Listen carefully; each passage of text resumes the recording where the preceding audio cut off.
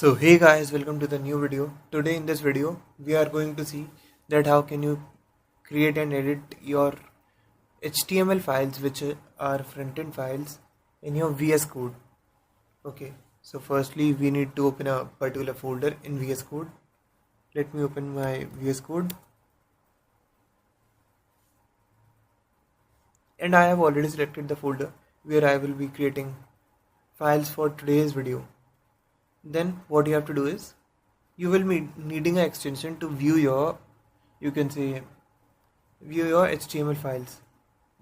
Go in your extensions tab and check for live server. You will be needing this extension. I have installed this one, so I will be using this extension to view my HTML codes.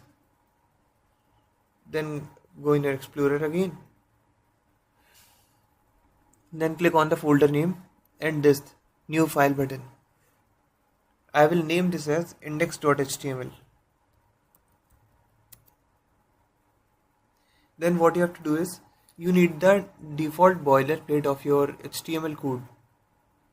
For that, click shift and then 1.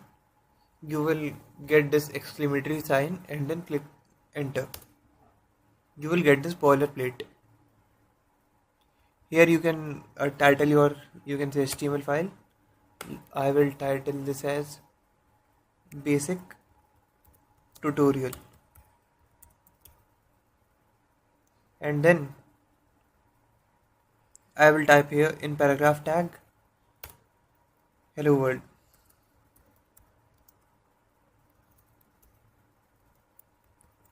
Okay, and then I will just save this, Control S, and then go live.